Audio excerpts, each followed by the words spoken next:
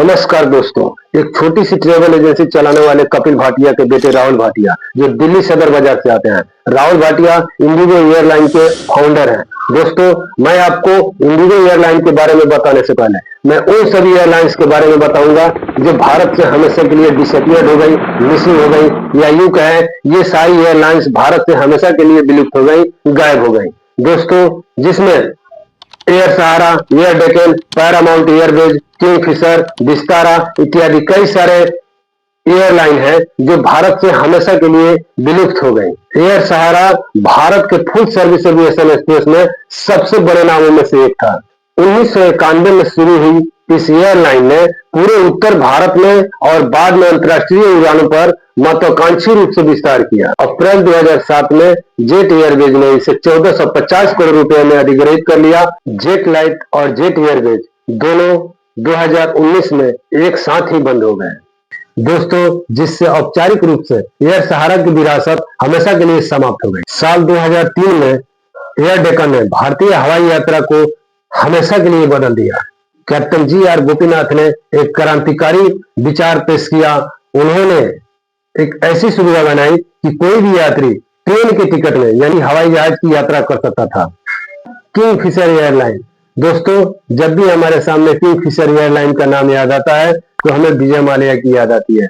दोस्तों, मैं विजय माल्या पे एक अलग से वीडियो बनाऊंगा जिसे आप जरूर देखिएगा। विजय माल्या के फर्स्ट से अंत तक की कहानी बताऊंगा, जिसमें विजय माल्या ने एक शराब के शेयर को खरीद करके कैसे आगे बढ़े, फिर उन्होंने अपने बियर किंगफिशर को लॉन्च किया और उसके बाद अपने एयरलाइन का नाम किंगफिशर कैसे रखा, ये सारी बातें उस वीडियो में मैं बताऊंगा। किंगफिशर एयरलाइंस 2005 में विजय माल्या द्वारा लॉन्च की गई। किंगफिशर ने लाउंज, शानदार भोजन और टॉप टियर सेवा के साथ एयरलाइन में ग्लैमर को इंट्रोड्यूस किया। इसने अंतर्राष्ट्रीय उड़ान में विस्तार किया और एयर डेक्कन को अपने में मिला लिया। ईंधन की बढ़ती कीमतें और अत्यधिक खर्च में वित्तीय संकट को जन्म दिया।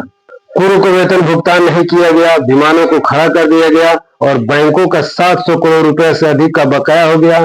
किंगफिशर का लाइसेंस अक्टूबर 2012 में निलंबित कर दिया गया था, जिससे इसके शानदार युग का अंत हो गया। Jet Airways. सालों तक भरोसे का प्रतीक रही जेट एयरवेज की शुरुआत 1993 में हुई और कम ही समय में भारत की प्रमुख प्राइवेट एयरलाइन बन गई और साल 2007 में इसने एयर सहारा को खरीद लिया। दोस्तों, जैसे जैसे कम लागत वाली कंपनियों का दबाव बढ़ा और कर्ज बेकाबू हो गया, जेट अब ऑपरेशन जारी नहीं रख पाई। अप्रैल 2019 में सभी उड़ानें रोक दी गई। कई रिवाइवल की कोशिशों के बावजूद कुछ भी नहीं हो पाया। नवंबर 2024 में सुप्रीम कोर्ट ने लिक्विडेशन का आदेश दिया, जिससे कभी भारत की सबसे सम्मानित एयरलाइन रही कंपनी का चैप्टर आधिकारिक तौर पर बंद हो गया। ट्रूजेट 2015 में ATR एयरक्राफ्ट के साथ लॉन्च हुई। ट्रूजेट ने टियर 2 और टियर 3 शहरों की यात्रा की मांग को पूरा किया।